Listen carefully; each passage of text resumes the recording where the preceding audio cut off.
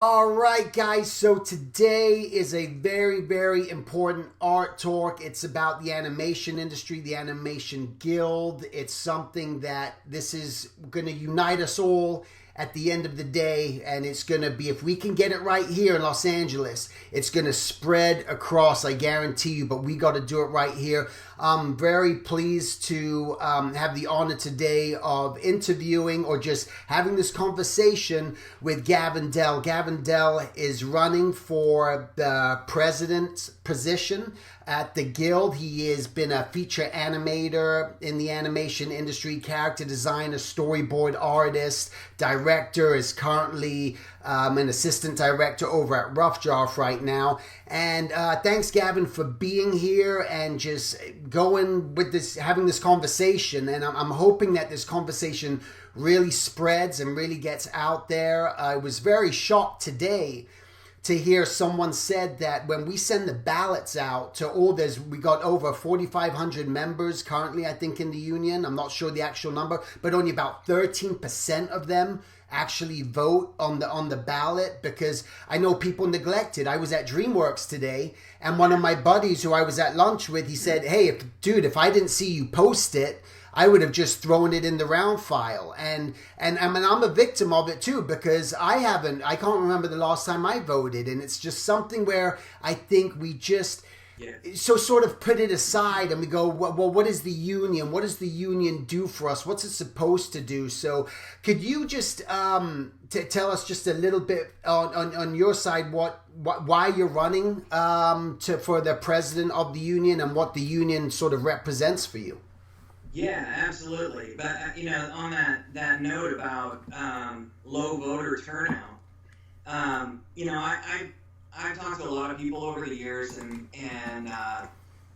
for at least the last 15 years, a lot of people that have been in business for 10, 20 years or more have kind of given up on hoping the union was going to do something for them. Salaries have been declining for 20 straight years. I think a lot of people just kind of surrendered and they kind of stopped looking at emails. And I think that's a real problem that we're going to have to address right away, both with votes, but also getting people to believe in the union again as a thing that's going to do something good for them. And what would you say is like the benefit of the union? Like if you were to say, why is the union a good thing for the animation industry? Well, unions are literally supposed to be all about protecting you against work abuse and making sure you're getting paid a fair wage.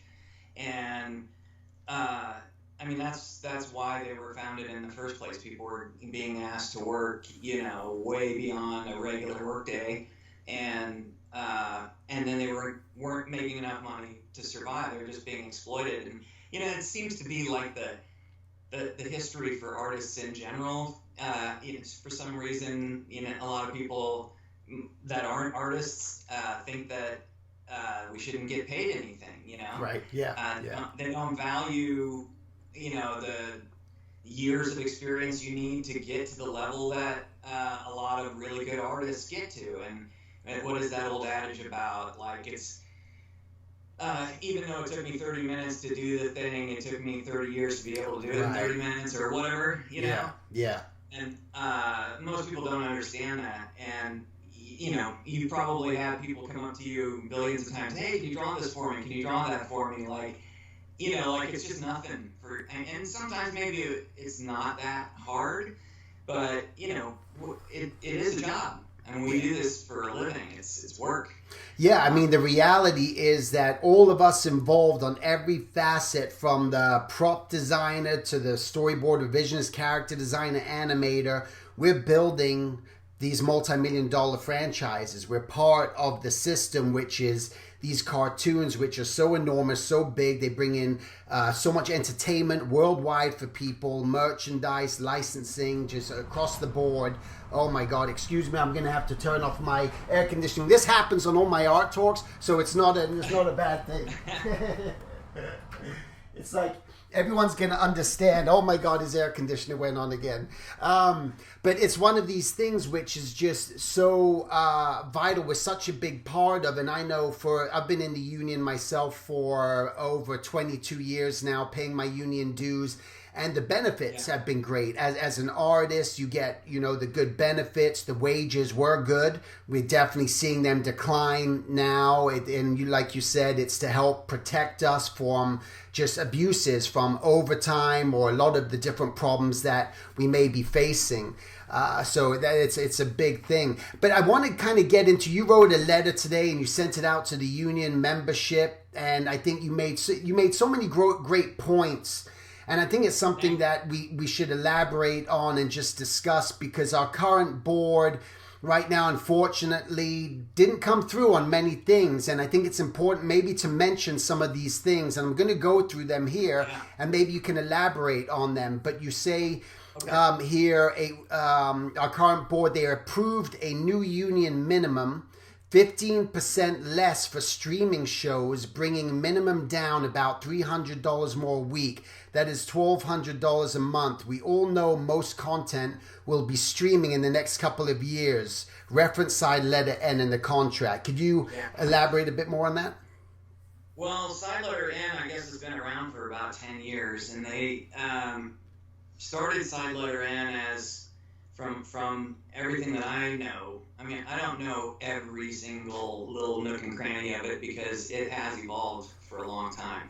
And it was supposed to be, they were testing out this new experimental form of distribution, this streaming content. Right. And I think they were using the excuse that, the dot-coms, when, they invested so much money in all this stuff in producing animation for dot-coms, and then so many of them failed, they lost a lot of money. And I remember when that was happening, it was an explosion of jobs. I think it was in the late 90s or early 2000s, and we were doing really well. And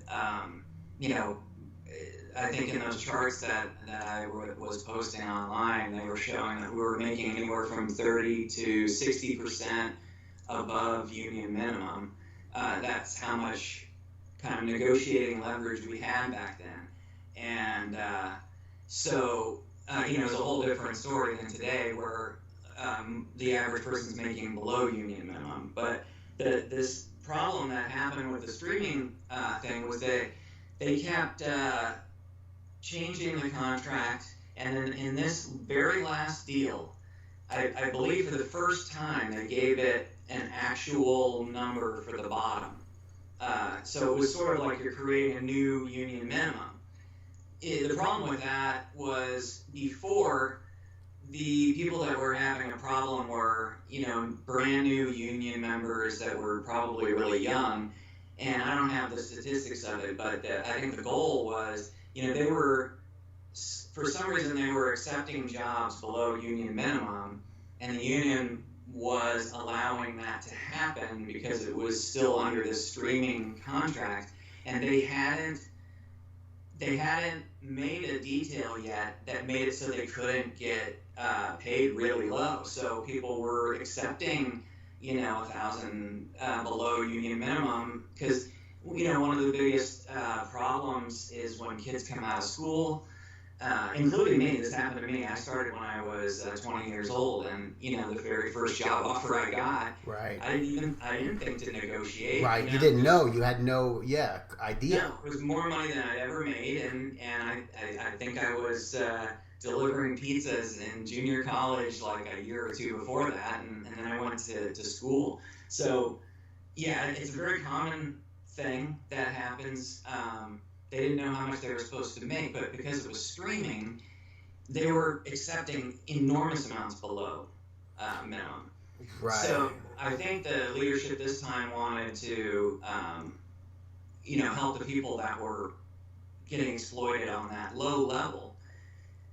But there was a very small percentage of them versus the, giant percentage of the regular union members that weren't being exploited, that knew not to take something that low because they knew how much the minimums were.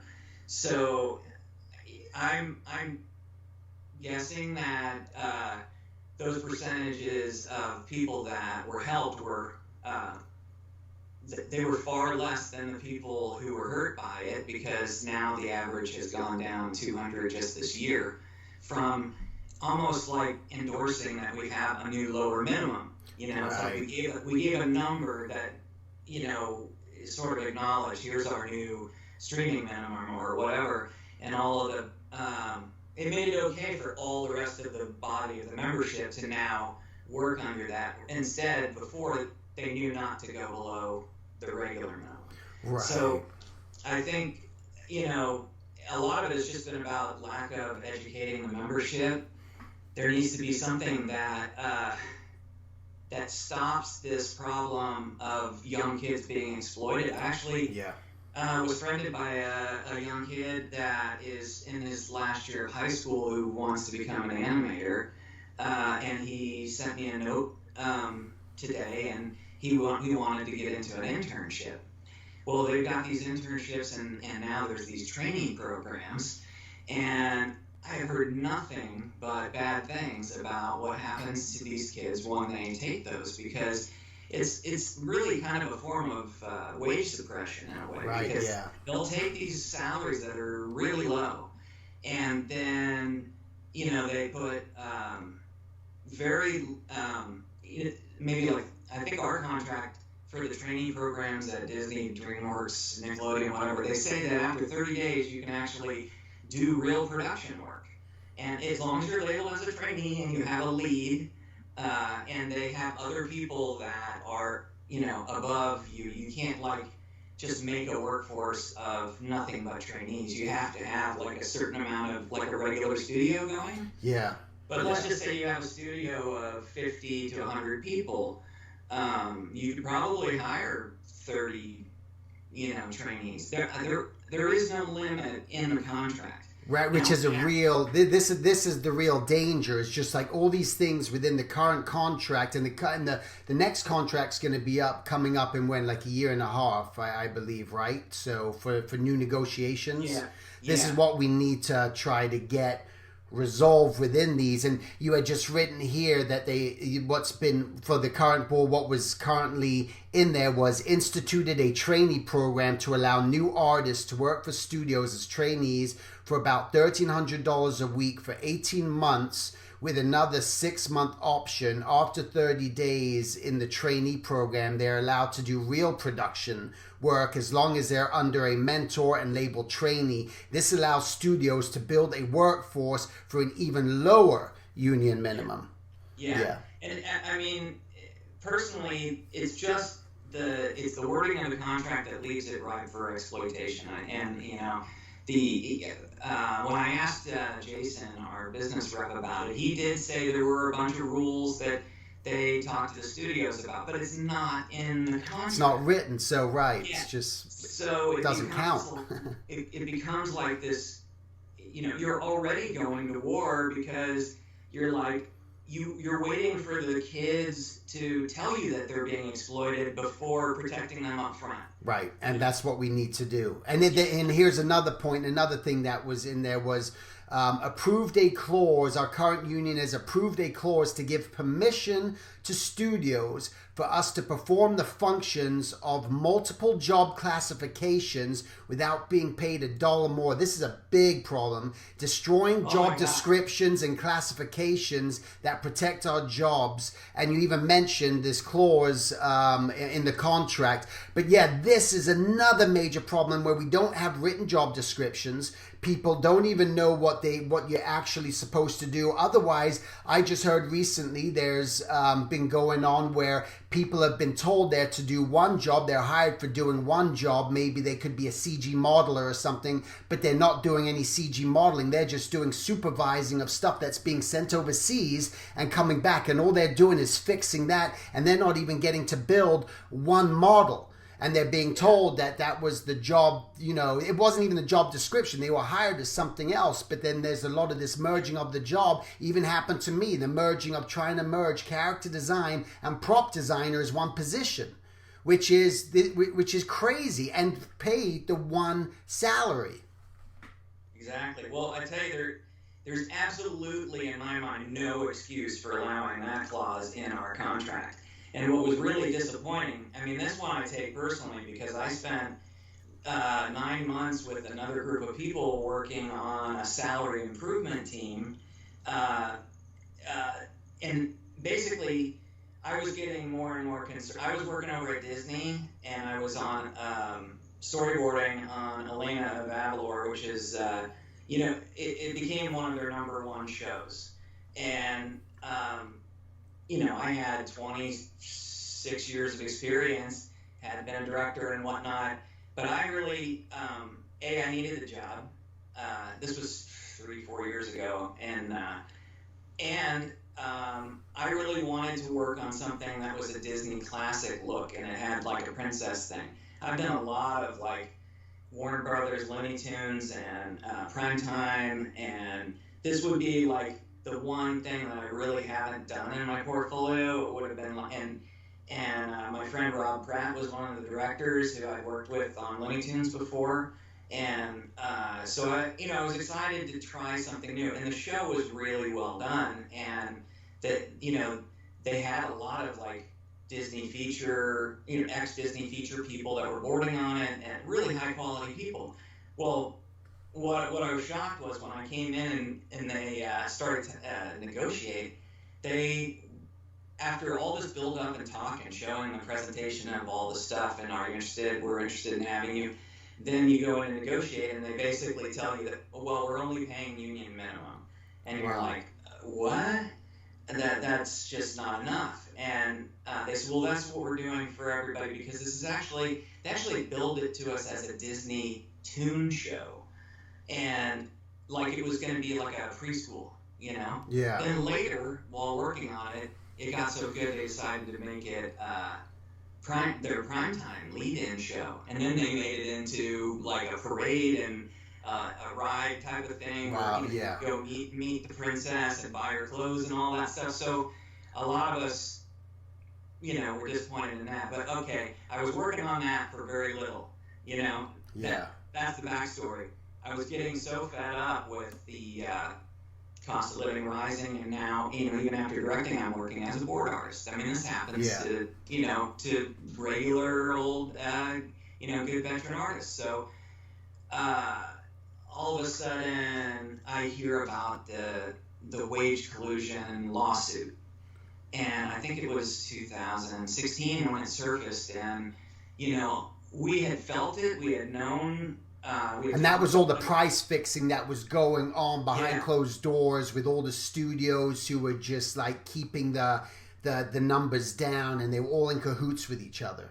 Yeah, well, this was something that a lot of us had a lot of stories about, but no like real confirmation. And apparently somebody was brave enough and finally stood up and filed a class action suit.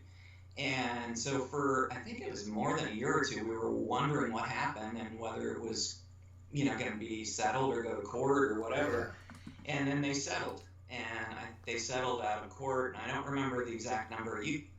Anybody who wants to know about it can Google. There's a lot of information online about it. But it was only, basically what happened was producers shared emails back and forth, basically telling each other, we're going to lower wages starting now, and we're not going to share employees back and forth. So it's like almost like no escape. You know what I mean? Right. And I don't know. I haven't read the emails. This article is something I read a long time ago. So there's probably articles that explain it in different ways, but that's my understanding of it. But only like the feature studios. I don't think Warner Brothers feature was implicated in it, but I think it was Disney and DreamWorks and maybe Sony and a couple others that were. I don't want to say the wrong person. I could be wrong. Yeah. In the studio, I could be wrong. But in the end, there was a dramatic downturn in salaries from that point on, all the way through television and every craft. And some of the charts that I was showing was basically showing that from around 2001, 2002, we had really risen nicely. Like I said, 30 to 60% above minimum, and all of a sudden it's like dropping for the next 3 years. We're losing, 10, 20%, and then it just gradually from that point kind of curved and started to flatten out towards minimum. Yeah. And it took a while for people to, they were angry and fighting off minimum, and they're making more money than ever now. I mean, that there's because of the streaming and because of distribution. Oh, yeah. Just these things are just even. The studios are making more money today through all these other platforms than they were back in 1997. Yeah, absolutely. I mean, that's the problem with the streaming thing is, they introduced this discount on our services. Yeah. As if this was a experimental form of distribution, and shortly thereafter it started to prove that it was massively successful. I mean, they're sending emails to us every week saying we're doing record numbers and all this stuff, and we see it in the news all the time. Yeah. Netflix is making right. This, yeah. And so we're sitting there going, all right, well, why the hell did we just give a discount on our services? Well, myself and a bunch of people fought against it in the last contract, but the current leadership sold it to us, and they thought that they were helping the people that were lower to get closer to union or to this new lower minimum. Right. But instead, it sort of had the opposite effect. Sort of backfired on. They endorsed a new union minimum and basically made it okay for everybody else to now accept something less. Yeah. Instead of saying, no, I won't go below union minimum. And as far as I'm concerned, it's the same work for the same. Sure. And we should have fought against it. Well, now we will. This is the point. This is with this why it's going to be so important for this new leadership to come in, new board, new positions, to a bunch of fighters and a bunch of people who are going to stand up, who are going to say something. But let's keep moving on, because we got a bunch of things that you made so many good points that I kind of want to cover. I also just wanted to mention in regards to just positions which people are really getting screwed, are the storyboard artists being made to start editing and doing animatics and adding this whole sort of thing on there, not being paid anymore. So it's really messing a lot of things up, or making people work so much harder that then really they should, or be compensated for. That's the bottom line. Here you have incentivize our current contract, incentivize the studios to pay us the lowest streaming wages by setting a threshold of $650K for a show's budget. Producers are cutting wages, schedules, and combining jobs in order to fit under the threshold and get the 15% discount on our salaries. Yeah, now that one really backfired. And this was something that we argued about when they were pitching us this contract. Somebody literally said it at the meeting. They were like, you're incentivizing them to cut us or cut the budget down so you can limbo underneath this line. By the way, I think I found out today I was mistaken that it wasn't $650, it was $550. Okay. But it's still the same Sure. concept. Yeah. Now, yeah. It's not like it's something made up. It's just that that's because it says like a bunch of different numbers, but there is this line, and I believe when we were at that meeting, I remember them saying 600 to 650. But anyway, I found out.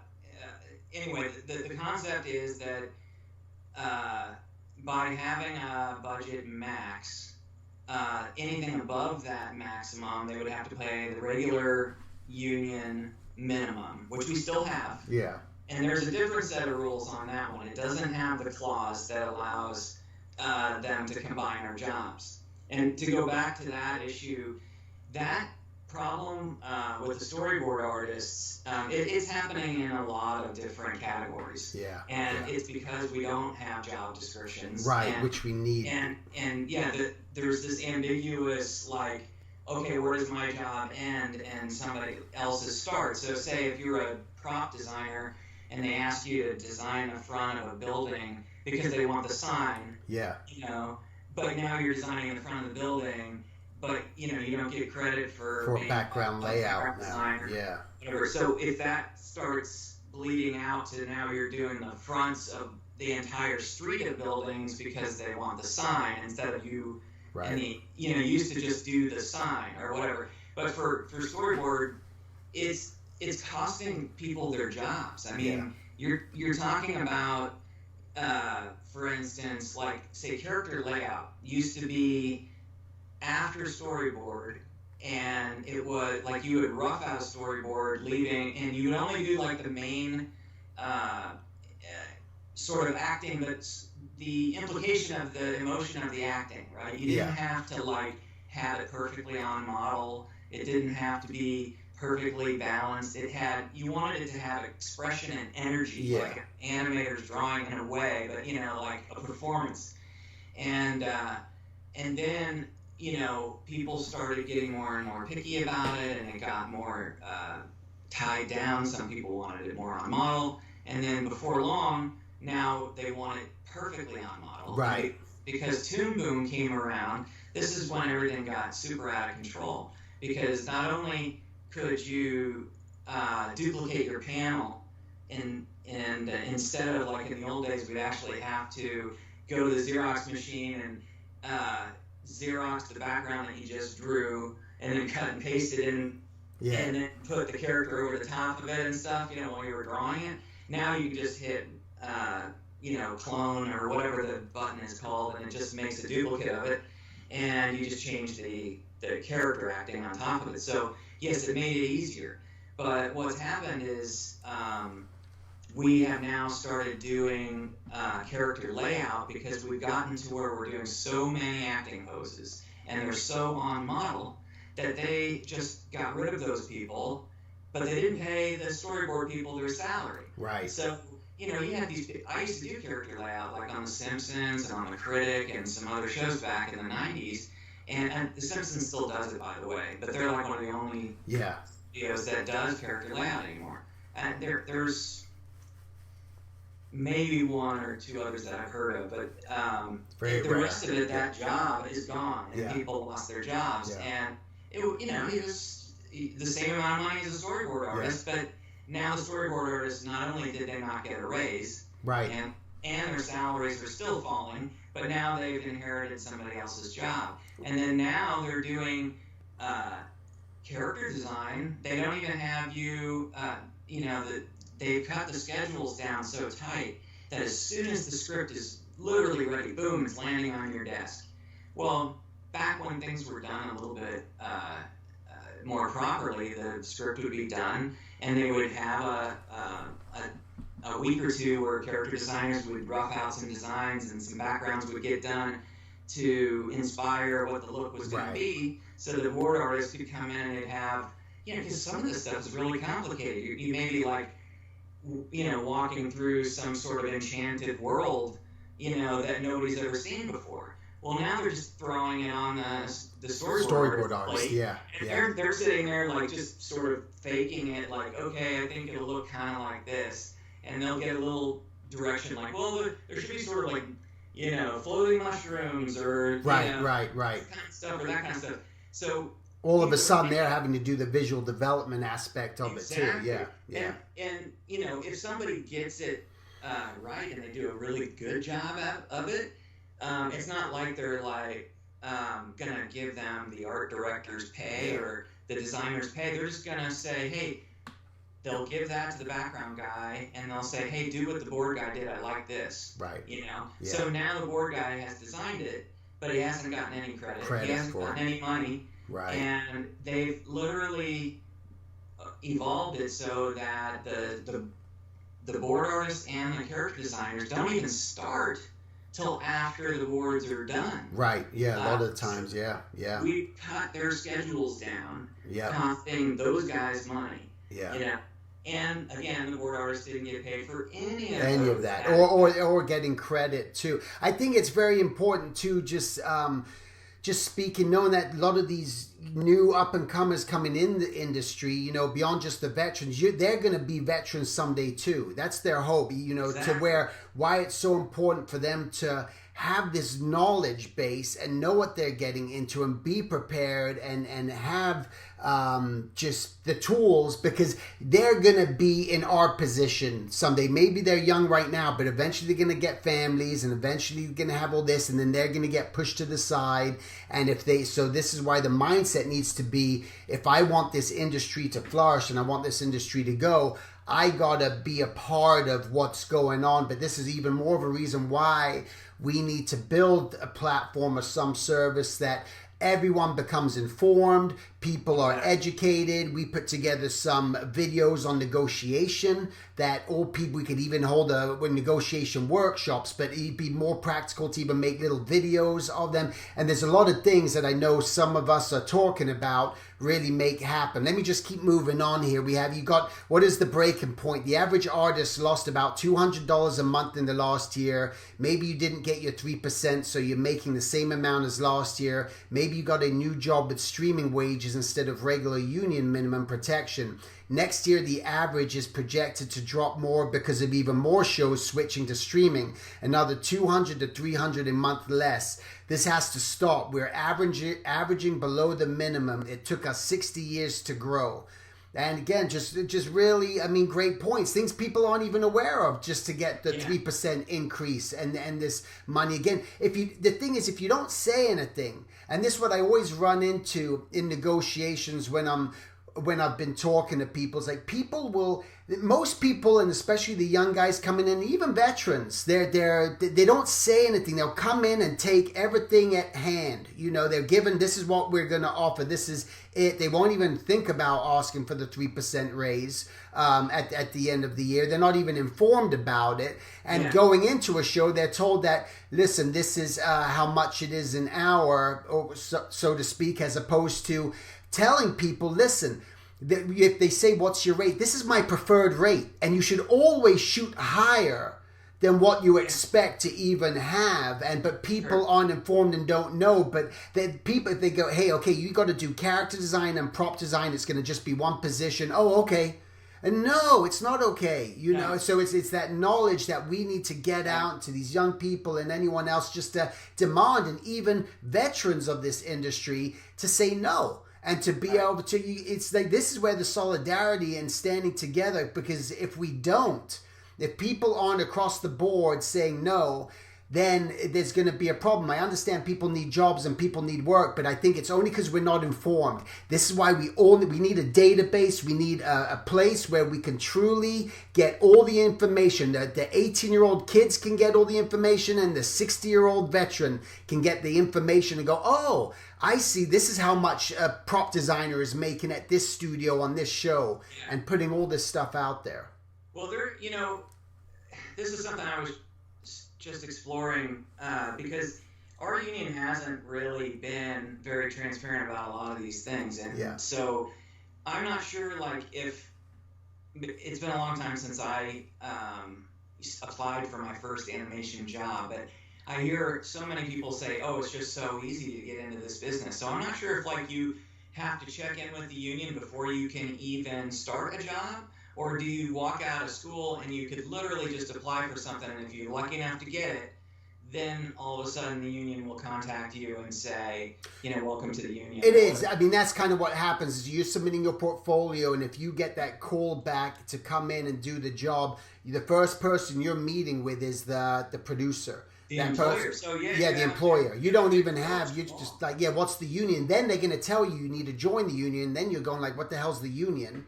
And what does the union do? And what are my rights? And you don't even know. And then you're going, and all of a sudden you're paying a union, you're paying these union wages, fees, and you're just like, well, what is the union going to do for me? Oh, you get these benefits and this and that, but there's still no real knowledge. The word union sounds so great to so many, and yet if it's not doing its job properly, you're not doing as well as people sometimes that aren't unionized. Right. I know in video games, they have a junior, mid, and senior level structure that's pretty much built in at most studios, and they pay pretty competitive wages, and there are studios that are abusive or whatever. Sure, what I would propose for the union for us would be, what most unions do. And I was talking to somebody about this a couple days ago, that their son, I think, became an electrician, and they had to join the electrician union. And not only do they have to like take a test, like several tests, but they have like a union boot camp where it literally teaches you how to work union strong and what you do and don't do. Don't even dare pick up like a paintbrush and paint the wall, because that's the painter's job. Right. And the painters union people will come down hard on us. Yeah. And these union bosses are super protective of their people. Yeah. And sometimes the people don't understand, why. That's literally why the boot camp should be. We should have something where,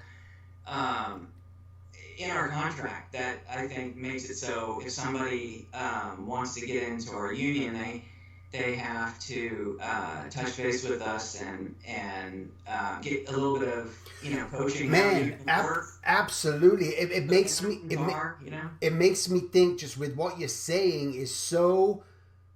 This is why you got to be the president, and because you got a lot of great ideas, and there's a lot of other people running for executive board and everything else, and having these ideas and collaborating. Because it's when I was as a Boy Scout leader, I had to take a test just to be a Boy Scout leader, right? You got to go through all this training. It's an online thing, but you got to go and answer all these questions. Why do we not have something like that for every single union member? If you're joining the union, you're going to watch these videos, or the DMV. My kids who are doing their driver's license, they got to watch these videos to get their driver's license. You just don't hand someone the driver's license and you neglected all the rules. That's a great idea to have some sort of a video that we could build, we could make.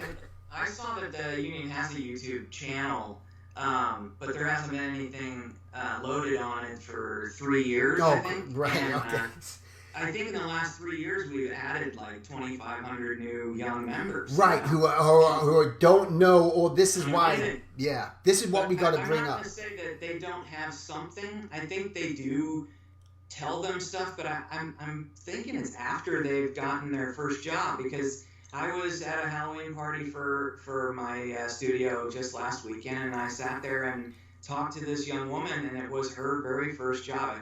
She was a background artist, and just like the classic story I talked about earlier, they offered her something she didn't even know to negotiate. She didn't know what the union did or what it was. She just had to pay dues. Yeah. And so she was even like confused afterwards that she didn't know whether she had accepted the right. She didn't know whether she even got the union minimum. She goes, "Do you even know where to look for union minimum?" Right. So she was just like going in blind. Yeah, totally blind. She was right to be exploited by whoever. And they probably just handed the green contract book. Just here, read the green contract book, and no one's reading that. So it's almost like it should be one of these things where, in order to join, when you become a union member, you have to watch this video, and it could be a 10-minute thing. You got to sit like everything else. You have to go through it.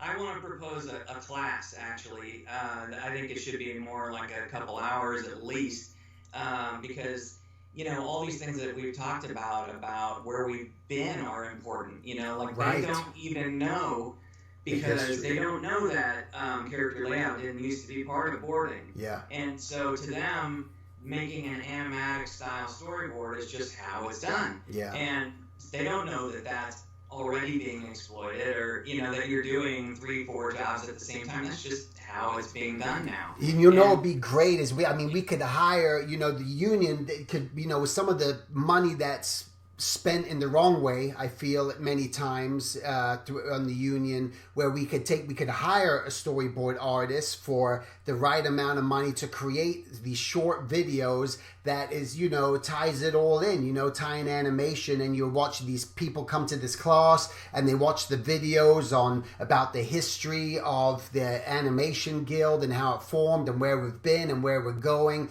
I think that would be awesome to create a class. Knowledge equals strength. Yeah. And what all of this comes down to is because of the, not having spread this knowledge, the people are unprotected, Yep. and it's dragging our salaries down, Yep. because hiring, or having 2,500 new artists that don't know what they should get paid Right. is almost like being compliant with wage suppression. Absolutely. It's like, hey, you're supposed to like protect everyone, not just the young people, but the senior artists who have been around a long time. They've built their lives and careers in this thing, and their salaries are being pulled down by the fact that there's this giant new young workforce that's completely, they don't know. Yeah. And it's not their fault at all. Right. No. It's our fault for not, standing up and stopping these things. Well, it's up to us. It's up to us. It's up to our union. It's up to our reps to go out, and even to all these schools, to Art Center, Cal Arts, Fullerton, to let all these schools know that should be part of what they need to do, is go and talk to these schools and give them stuff too, and the knowledge. That it should all tie in. Let's move on here. You got some ideas that you want, that you suggested for increasing what you believe. So number one was remove side letter N, which we were discussing, and restore us to the rightful union minimum. 10 years of perks and discounts on our effort are over. Streaming has proven to be profitable. Yeah, they're posting record profits. We've got maybe like 6 or more channels of 24-hour-a-day streamable cartoons. I mean, back in the 90s when they opened Cartoon Network and Nick, and DreamWorks, and I think that was it. I think we only had 1,200 or a little bit over in members, and when you're in high demand, that's when your strength is as an artist. You're worth a lot because they need to fill these seats, and they are hungry to make money. And if they can't get enough artists, or artists start leaving one place to go to another, I think that was happening a lot back then, and they started to make others start paying higher to keep their people. Yeah. And they were making people sign these deals that they would have to stay for a year or two, and then in order to get them to sign those deals to not leave, people would ask for, well, if you're going to make me stay, then I need to be paid this. Sure. And, that kind of stuff was very empowering, and we should be there right now. Yeah, absolutely, more than ever. We're defeating that process in so many different ways by leaving the door wide open to just let anybody in. Yeah. We're not even protecting them. They're coming in and getting burnt out. I have absolutely nothing against the young people. I just don't want to see them exploited, and then their career's over in 5 years. Right. Yeah. Because we haven't protected the amount of work that's being asked. The storyboards and stuff have gone from, I think, like 350 panels on average for about 7-minute act in like the year 2000 to now they're like getting to 1,000 to 1,200 panels, and they're like toned and shaded, and there's rack focus stuff that's being built into it on your computer by bitmap changing and all sorts of they'll make the background move. They'll have like fire and stuff flickering on torches, and this is just an animatic for the writers to see if their stuff was funny or not. Right. And suddenly, after we show it to them, they rewrite half the damn show anyway. Right, exactly. And the problem is when people are doing this and going, I've heard the thing, but I love doing it. It's part of the creative process. It's such the wrong mindset to have in this. If you love and you want to do it for yourself and your own projects, but what you're doing by doing that is hurting the whole industry as a whole and affecting it in a way that it isn't good. So I think, again, the knowledge of, like we talk about with the unions, hey, you can't do this, you can't do that, you can do this, you can do that. We got to have these things listed. Let's move on to number 2 here. You wrote, remove the staffing clause, giving permission to the studios to share job categories and add detailed job descriptions, protecting our jobs from combining with others without a fair pay increase. Exactly. Well, this is, we've talked about it a lot. If you're going to be asked to combine another job category into yours, they need to give you like a $500 pay increase because you just eliminated another guy someone else's job was going to get $2,000 a week. Right. You know, and it's even a regular union would hear me say this and go, "What, 500?" Yeah. You just say, "Screw that! No, keep that other job and right. those people." Yeah. And I would rather do that myself. I think we should have character layout. We were having a debate about this online the other day that it's getting to where there's this weird gray line now where they're asking for so many storyboard panels and so on model. And so now it's like, what do you tell overseas when they get it and they're supposed to animate it? You're telling them, well, follow exactly the board or follow it pretty close to exact, but if it doesn't animate right, then you're supposed to fix it. Well, the guys overseas, they don't know what is supposed to be perfect animation or whatever.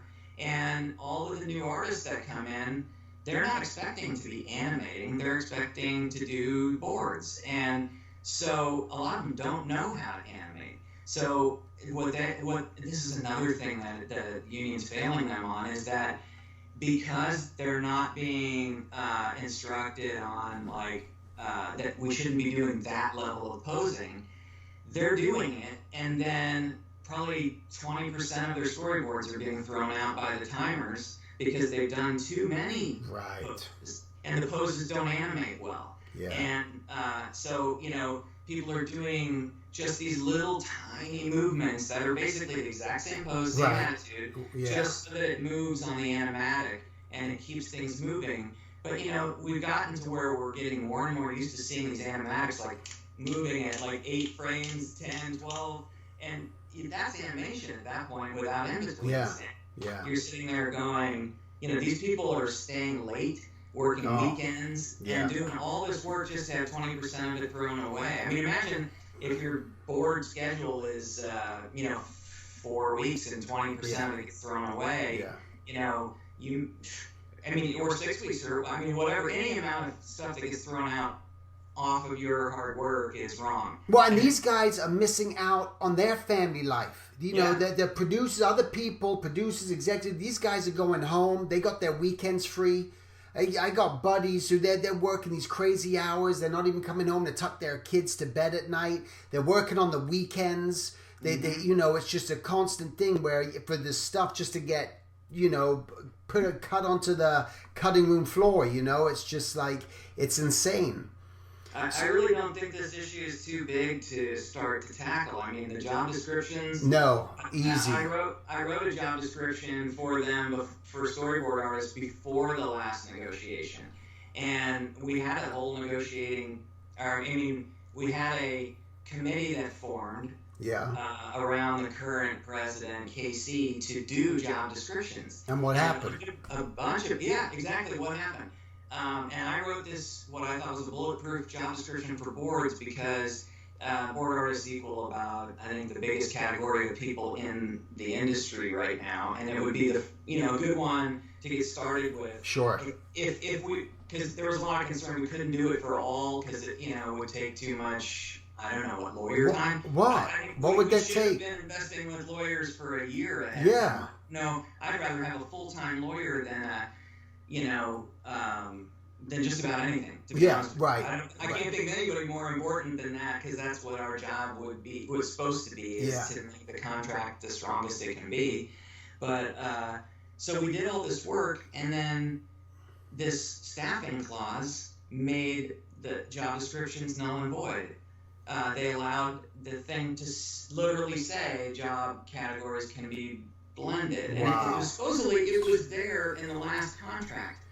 And unbelievable. Either she didn't know that it was there, or they knew and didn't tell us, but we did the work, and we were expecting there to be some progress, and then all of a sudden, still no job categories. See, this is a major thing that needs to be worked on straight away, and it can be for every single job description. It's not going to take that much. It won't be that hard to do.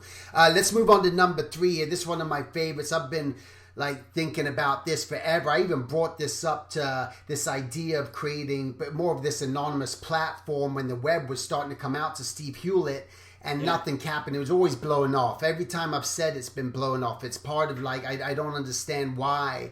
But you have build a union phone app with a LinkedIn meets Yelp style page for each studio, telling members who is working at each studios, what projects are being worked on even untitled ones, the names of the producers, and a monthly updated wage survey that tells you the lows and high salaries are at the studio for each position, giving you the knowledge you need to leverage a better salary. Also union meeting announcements, social interaction, info, and more. The union is notified every time someone gets hired with their salary info. We need to put this information to use for you.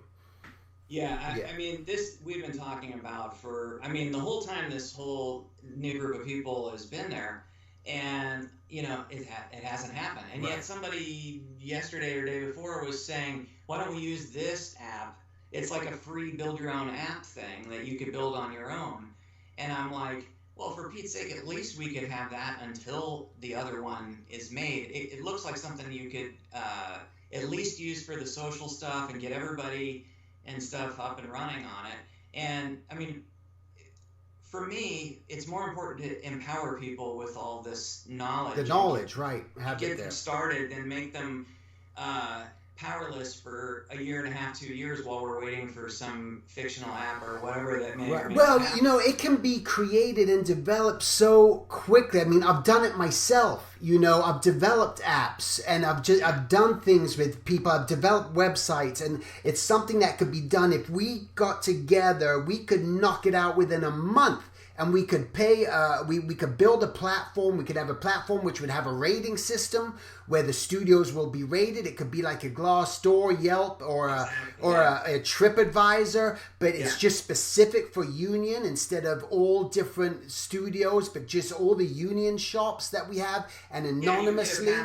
You get a passcode. You get a passcode. Well, we all have them. Where anyone who's a member of the union already has a number. You have your number that you've been given. We have issued numbers. So if you want to write a review, you have to be a union member, but everyone can see this website. And even on this website, you would have maybe there's all these union artists that are laid off, but now they get first billing on the site. You get all this character designers, prop designers, storyboard artists who are union members who are looking for work. So a studio like the reps can go and say, give it to all these people. They can give it to the recruiting people and say, listen, we got a site here of all these people who have been in the union paying 10 years of dues, 5 years of dues, 20 years of dues, who are unemployed. Why don't you go through them first? There's so many other unions that do this, that help their own, and we could do something like this and have the rate sheet. And there's so many things we could do with a rating system and hold these studios accountable so that they can see the ratings and go, oh my God, why is Disney doing better than Cartoon Network? And then they start to break it down where executives and producers can go, whoa, we got a problem. And maybe they'll address it and go, you know what, we didn't even realize there was this big of a problem. Let's do something about it. Oh yeah, all of a sudden, say one of the studios, their star level gets down to like a 2 out of 5 or whatever, and they're like, I can't understand why we can't get enough people to come work here. Right. Well, people are reading and you can be anonymous comments. Nobody has to expose. Well, exactly. It's all anonymous, but you have to be union member. So you're in union, but it's anonymously, because that's the problem. No one has ever spoken up. And that's what Steve Hewlett and all these people ever said, was just like, you got to speak up. You got to say something. But everyone's in fear of being blacklisted, fired, and all these other things, because so no one really does speak up. So if we can do it anonymously, but again, you have to be a union member within that studio, which we could easily track, and then people can freely communicate. And also another point I just kind of want to make is there's grievances going on at studios on different productions where other productions don't even know there's a grievance going on. No one's informed. So all of it, we can have a grievance page where, oh my God, did you hear about the grievance going on at this studio on this thing? Hey, that's the same thing we're dealing with. We can file a grievance, and then all of a sudden we can just and get it out there. We got to be able to communicate. Yeah, and put an end to that practice going on at all because everybody's hearing about it at the same time. And like, why wait for like 2 or 3, 4, 5, 10 productions to suffer the same abuse when right. it can be captured and people can say, hey, they're doing this to us and it's wrong. And the people have their app and they can go, oh shit, that's in the place upstairs. Right. I mean, yeah, and absolutely. if they're doing it to them, it's going to get to us eventually, and then you can be prepared for it before it even gets there and stop it. But just to go back, we forgot on the 3% thing. Oh yeah. Every year, everybody's supposed to be getting their 3% increase. This is one thing that is like really driven salaries down, is that they're not getting it. And one of the things that we could really do is have a personal contract that's endorsed by the union. You know, it's a right to work state, or in contract. Personal contracts are, you know, pretty common for most jobs. Yeah. And it's just a generic contract that's sort of something that someone can start with, and it's, you know, you fill it out to your own terms and all that stuff. But the union has instructed you, these are some of the things you want to make sure you get to cover yourself, and one of them is to attach your salary to minimum by, like, say, minimum plus 300, you know? Right. So every year in August, when the union minimum changes and goes up, you are that minimum plus your 300. Because what's happening is that you negotiate for 300 above minimum, then minimum goes up, and now you're even with the guys that just started, and you've got 20 years experience. Yeah. And then not a whole lot of people want to go and renegotiate with the producers, right? Especially if you only have like 2 or 3 months till the end of the project. Yeah. You don't know if you're going to get another season. You know. So just think of how much the studios are benefiting by you just throwing that 3% away for 3 months. Yeah, you're not even asking. You don't even know to. Some of them don't know, and then some of them know to, but they're just going, they'll probably not give it to me anyway. And they surrender. Yeah. And it's something that also people are a little shy to go through that contract thing. But they're shy because the union hasn't said, we're all doing this. From now on, you do this. And so that will empower them to go, okay, from now on, everybody's going to be doing this, and I can do it without fear of me being the only one. You know? Could you imagine if they even, like, you know, if this became, you know, that where the executives, I don't know how a lot of them think, but thinking in like, or in terms of the money and the 3% and all this, but if it became a profit sharing aspect where, you know, if you're not going to do those things, but you know that you're working on a production, you're going to be incentivized to work even harder, more, and if you know that you're going to get a piece of the pie at the end of the day, you know. They used to do that. Yeah. I know people who said they used to get little bonuses if they either got it done on time or early.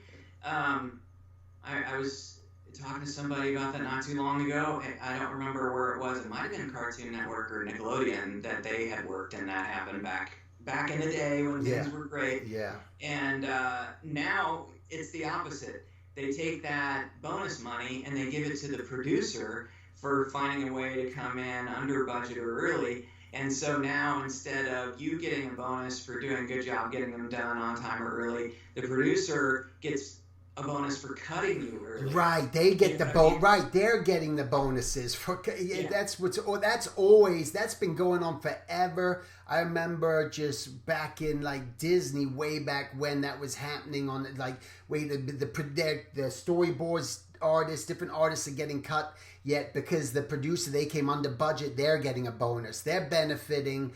It's just, it was always blown my mind, like how is that at all fair? You know, in any way. It's just another wage suppression thing. So here we get another thing. So number 5, you know, get screen credit for every single discipline you contribute to. I think we sort of like covered that, to a production, which constitutes acknowledgement that you have done all of these jobs, increasing leverage on your pay. So, but beyond with what you're kind of saying there, I was talking to one of the other members who brought up a very valid point about you get these artists who worked on, and I don't know, I'm hoping I'm not speaking out of line here, and but they're where say like these artists that worked on The Lion King, the original movie, and now they make the live action. It's almost shot for shot.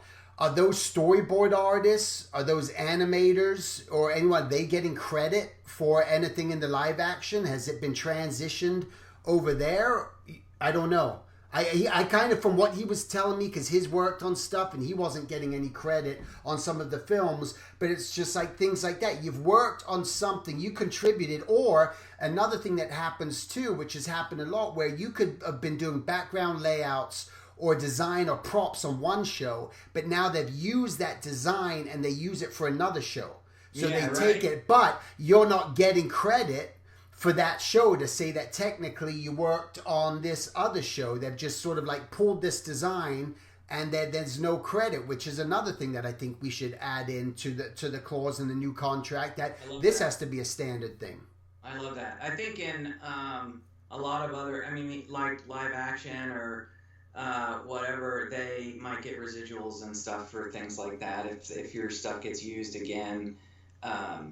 You know, I mean, this is why actors have protected their likenesses with, you know, for payment. So if people are using their likeness for something, they get paid. Well, I mean, our hands are our work. They're how we make our money. And, if there's a value in reusing something that you did, then maybe there should be a percentage of something that we get from it. I mean, that's something that we should really try to work for, because honestly, we're not being paid enough to buy homes. We're not being paid enough to survive downtime. You know, and I just want to impart here, I just want to throw in for all the people that are maybe living in other countries or other states who are going, oh, boo-hoo. But reality is, if you're going to live in Los Angeles, which we have to do, and living in California, working inside these studios, the cost of living out here is extremely expensive. So we're not getting the advantage of living in, say, Texas or some other places where the housing is lower or things like that. So it's very important that we have these minimums and this wage increase. You know? I mean, it's getting to where, you know, new people are having to roommate 3 and 4 to afford. And if you didn't buy a home, you know, 5 years ago or more, it's getting so out of reach with these salaries. It'll be like you'll never be able to buy a home in the city that you have to live in to work here. And my heart really goes out to even just all the Canadian artists. You know, it's expensive to live in Toronto and these other cities, and they don't even have a union. You know, so these guys are like in deep trouble. And it's like, so I think that if we could get it right here, if we could really build a solid contract that becomes like the norm and we set up a system, maybe that can really spread, and it could truly spread worldwide in some of these other countries, in the Philippines and other places where these studios are taking advantage of all their artists and paying them peanuts. You know, and on top of, I'm getting into like even the trainee programs, because here you talk about stop the trainee program at 3 months and require they pay full pay for production work. Minimum is meant for junior level artists, not something 1,000 below, which is, I mean, if we didn't have a trainee program, what would they have to do? They would have to hire you at minimum. Right. And that's what you know, they used to have a job called like a, you know, assistant in-betweener or something, and that you could get hired at, and that was still a union minimum level. But we didn't like create this new union minimum that's so much lower just to facilitate. I don't know why you would do that, because you're essentially breaking the I don't know, the power structure of what we built in terms of salaries. Like, well, how could you just all of a sudden let this new workforce work for less? Because they're cheating the guys that are at minimum now. Right. You know, And if you're looking at these graphs and you see the salaries going like this, and now we undercut it with a new minimum, and then we undercut it with a new one for trainees, it's not going to stop. No, right. Yeah, no. It's just going to bleed, and it'll turn into a nightmare, Yeah, so what is, that's why I was like, what's the breaking point? Like, we gonna lose another 200-300 a month the next year, and then the next 200 or 300, and then we are becoming what Canada is doing, where this guy came to one of our meetings. I think he was from Canada, and he said, yeah, we don't even have a union, and most artists last about 5 years because they burn out because they're overworked and underpaid. Yeah. And we're headed there now. I mean, it just looks like we're headed for the same thing because our union isn't doing enough to protect us and build on our talent. Another reason why the young and up and comers need to be informed of all this, because this is going to be them. In 5, they can say, oh man, woohoo, I got the job right now, but 5 years they're going to be burnt out, they're going to be spat out, it's going to be over for them. Here, I love this idea. I think, I think this is important. Encourage our field reps and shop stewards to send people home that are working free overtime after hours and report these productions. And this could be listed on the site, on the website, on the ratings. On the app? On the app. So the union must come down hard on those productions for making schedules that require overtime to complete on time. I think that this is, we're paying the field reps. The field reps should go out there and go to all these studios at 6, 7 o'clock at night and make sure that they're not doing this sort of stuff. And again, reporting it and making it noted on the app and the website platform so that people know and it's out there in the open, and just cut it off at the head, you know? Exactly. I mean, and that's the thing, is that, again, the young people have not been told how to work union strong. Nope. And all they want to do, like everybody else, I'm guilty of it. I think if you ask the room of people at a meeting or whatever, have you worked any extra overtime for free this year? Yeah. I think everybody would put their hand up. Yeah. And because, the demands are higher, you want your stuff to look good. People, this is an inherent problem with artists in general. We're all competitive with each other in a friendly way. You look at, and you're inspired by the guy next to you because these guys are so damn talented, and you're like, holy crap, I really like what he did there. That looks cool. Wow, he's shading all of this stuff, and now he's got this depth and all this stuff in his boards. Well, in the last 2 or 3 years, I swear to God, the amount of tone being added in boards is getting so common that I don't know if we can ever go back, because people are so used to seeing. Now we're making like moving illustrations, right? And it's going to keep going because it never stops unless there's a reason or there's something. But what are we going to do? Color it next? Yeah, no, sure. No, that's going to be the next thing for sure. And then here we have end unpaid testing. Tests are another form of wage suppression. They do not force employers to acknowledge your portfolio and level of experience. They favor people that are unemployed, making everyone else work on the weekend and at night to do them. I'm in favor of requiring tests to be paid in order to limit the amount of studios give out, and making them selective, or encouraging a trial for hire period so artists, which they used to do, artists can have more information than a handout and also be given a chance to respond to direction and studio culture. I mean, again, this is so kindly for anyone who's not familiar, just anyone in the audience. This is every time you're going to work at a studio, they're going to give you a test to see if you can match the style or do what's needed, but they're not paying for the tests, and you're doing a lot of work oftentimes, sometimes way overboard, that's needed, when the reality is, if they see your portfolio and they like what you do, like you mentioned, give you a chance, because there's a learning curve. And when you go, which we always used to have, these learning curves. Every time you got started on a production, there was a learning curve. You got to learn the style. It's like you got to learn. It's like if I was going to a yoga class, if I showed up at the first yoga class and someone looked at me and I'm like, I'm not doing all the moves, they're gonna kick me out because I don't know which way to move my arms. And after a while, a week or two, I'm gonna be in rhythm. And when they say a certain word, do this move, you're gonna know exactly what to do. But we don't get that opportunity. No, and yeah, I mean, I have a really funny example of this, at how ridiculous it sounds when you put it like, you don't ask a guy who builds cabinets, and he's got this portfolio and resume of, 20 years of cabinet making, and then you just say, well, I know you've done practically every cabinet in the business, but I don't believe you can make one like ours, so we want you to do this test and build this cabinet during the week for us for free. Yeah. And then at the end of the week, we'll see if you were able to do it in the style we wanted. Right. And so what the guy doesn't know is he's over there, or maybe he has to build it at home and bring it back. I don't know. But meanwhile, they're having 50 other guys making cabinets too. And, they're only going to pick one or two of them. Right. It just gets ridiculous. And you're sitting there going, why aren't we being protected from this? Because it truly is wage suppression. Because the newer artists that don't have a full-time job, sorry if I get loud because I don't know if you can hear me. Oh, yeah. And I get excited about this stuff. But the newer artists that,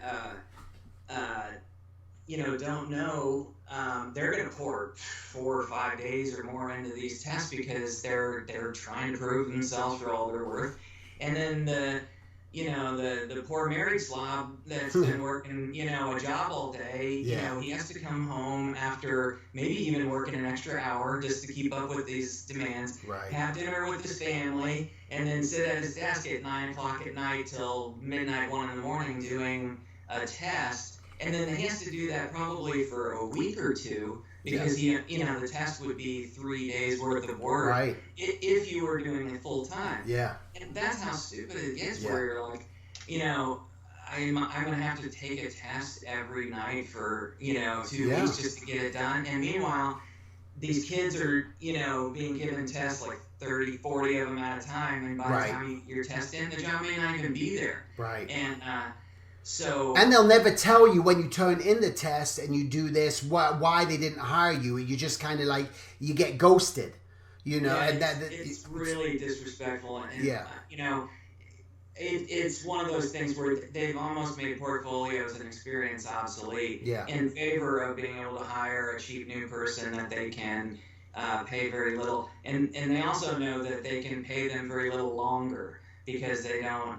We're not like enforcing after 1 year or two that they have to be paid as a mid-level, So if a person's really informed and there is a rule that after, say, 18 months of work, you can no longer be paid minimum. Instead, right now we're being set up to ride minimum the rest of our careers. And you're only getting your 3% when it goes up. And it's been getting harder and harder for this reason of the suppression of, all these factors together for even a senior person to make more than minimum. And like I said, I was working for Disney on one of their #1 shows. I've directed, there were people on the show that had directed, and we're doing boards, and these guys are so talented. I'm lucky to even be like keeping up with them, they're so good. And I'm learning from them along the way, even after 25 years, and we're all making minimum. And it's you're crazy. Just sitting there going, this is it's not right. It's not right, and this is why things need to change. And your last point here, you said to listen to your ideas from day one and actually create action plans to make them happen sooner than later. If you are in a committee, we owe it to you to produce results and work with your data so your valuable volunteer time doesn't go unrewarded, which I wholeheartedly believe. And I believe in the committees. We got to have committees, but I think that there's a disconnect on the committees. we don't even know what each committee is even discussing. The storyboard committee to the design committee, where's it even being posted? They come up on the microphone at a general meeting and say, oh, we just talked about this. I think general meetings, they should be all inclusive. We should all talk what's on our minds and say what's going on and start acting, because I don't think things are getting done. It's like, oh yeah, that's a good idea, and putting it off when I know we could build an app and so we could do this within a month to 2 months, and we could knock it out, and we could all collaborate, and we could get everyone involved, and we could have a chalk talk with all the members, and we could go, what else would be great? You know, you're a prop designer. What would you want to see happen? You're a storyboard revisionist. What would you want to see?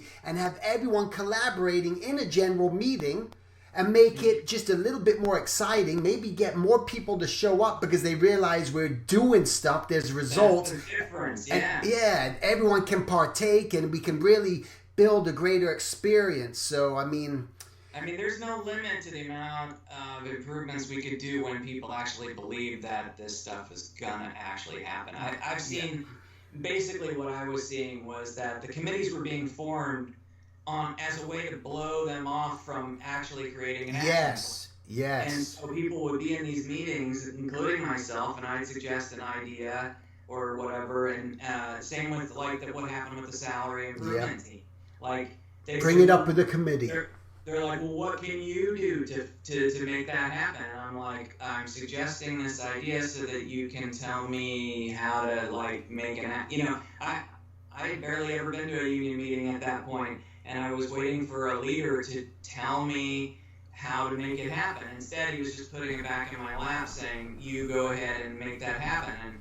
And therefore, many ideas don't happen. No. Now, committees are forming more and more often, but I still haven't seen, look at all these things we just talked about, and I haven't seen a single one of them get fixed in, a year and a half, 2 years. Right. And maybe there's committees with a lot of these ideas, but I go to meetings, I don't hear about these ideas. Yeah, you don't hear about it. Yeah. I don't see them getting done, and if they're putting in volunteer hours, which I know they are, and they're doing it because they are passionate, they genuinely want to help. And grateful for them. But nothing's getting executed on it. Nothing's getting executed, and plus the membership, the 4,000 plus 4,500, however members we have, they don't know what's going on. They don't even know committees even exist. So there's no information. We need a hub. And it's not the union website right now. The union website we have right now is horrible. It is so outdated, and it serves no real purpose. I don't know what purpose it really serves, to be honest with you. I'm disgruntled with the union website right now. I think if they want to keep that, if we keep that, fine. But what we need is to build something greater, bigger, better.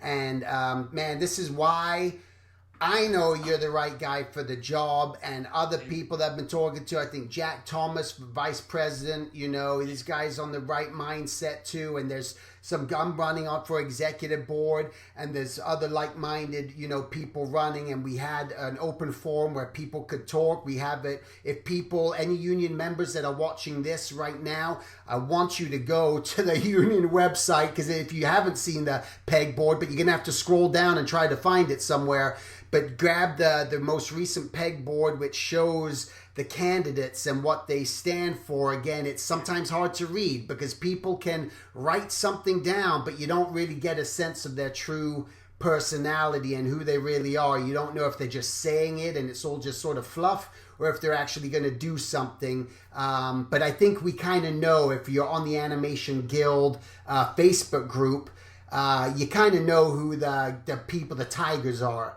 on there, and who are running. We're trying to make ourselves visible, and it's tough because I don't want to be annoying posting too much stuff, but then at the same time, I'm doing this because I want to win, and I also I don't want to put this effort in and not win. Yeah. So I want to make sure that people know who I am, and not everybody checks their Facebook as often. You don't know who's checking versus who's not.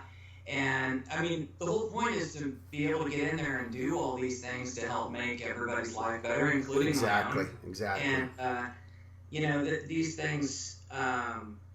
It's for our future. It's for our future as a whole. And all I can say is that for all of you guys that are in the union that are watching this, please make sure you do not throw your ballots in the round file.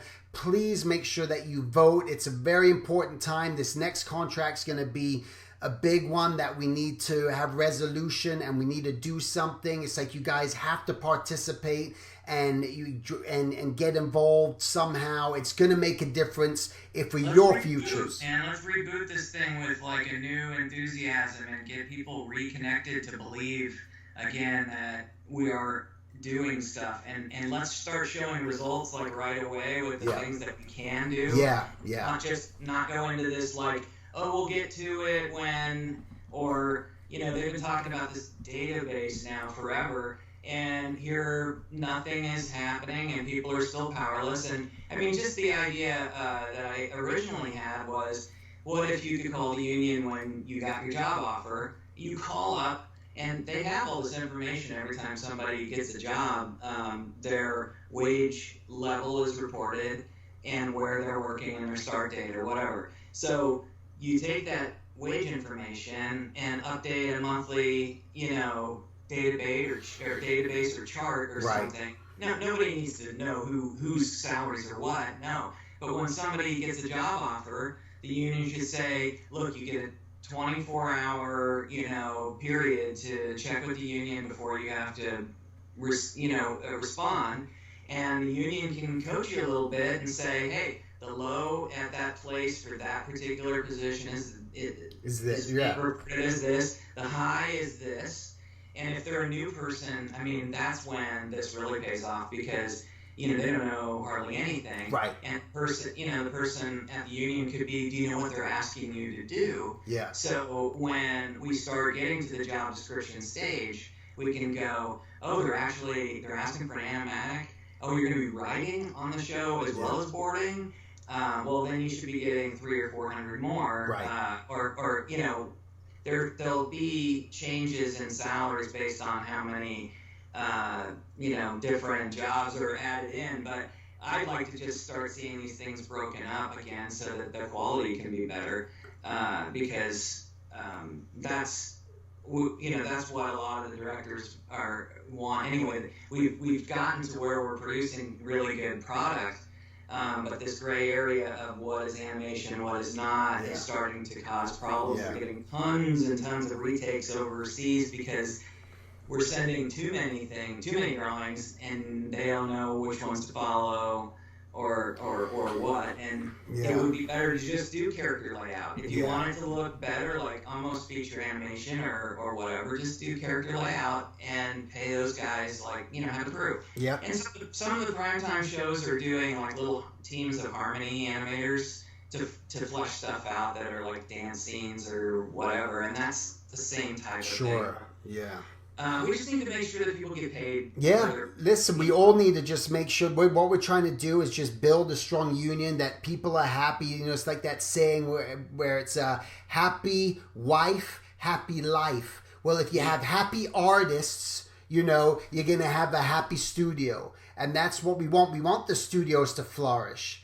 We want to flourish. Everyone, we just need to all kind of work together here. It's like we are together. We make up what the studios are producing. The studios exist because of artists out there, our craft, what we can provide, and if it's going to be needs to just be a win-win situation. And we don't need to take advantage of each other. It serves no purpose. And if we just are all on the same page and can hey man, you scratch my back, I'll scratch yours, and it's gonna flourish even more and grow. It's not gonna end. Content is king, and it's vital that this happens, these partnerships happen where the studios, it'll be rewarding for everyone in the outcome, and I think it's an important thing. And I'm glad that you're running for president. I think you're the right guy for the job. You got my support. And all I can say wrapping up here is vote Gavin Dell for president. He's going to be the right choice, and I think with this and the new board, let's just keep guys. Let's make this happen. Let's do this and make some big change. I'd like to also recommend that the people also vote for a lot of the newer candidates. They're showing a lot of passion with new ideas. the people that have been in there, some of them that are currently there were the ones that made a lot of these decisions, and were just okay with the way things were going. And I don't think we want to just get half new people and then have them have to battle against the people who don't really care whether this stuff happens. I think it would be just a better situation for everybody. Read in the pegboard what people say, and if they're talking about wanting to make salary improvement and job descriptions and stuff like that, like a high priority, then that'll put us all on the same page and it'll actually get done. Yeah. And I think, anybody who's talking about more transparency, knowledge and things like that, that's another thing.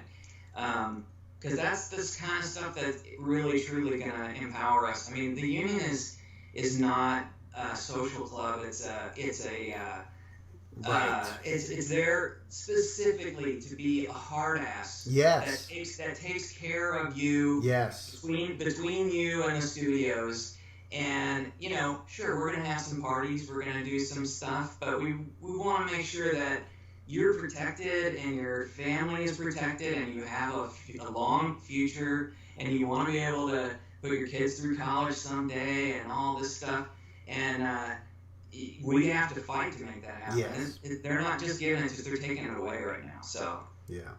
Well, awesome. Well, thanks, Gavin, for getting your insight on this. I think this is important. So, guys, if you're in the union, make sure you go out and vote. Gavin, thanks so much for your time. And we'll see you. Hopefully, we both get voted on into the board, and we're going to make a difference. So, we'll see you then. All right. Man, I hope that happens. Yeah, thanks a lot. All right, you bet. Bye, all everybody. right, bye.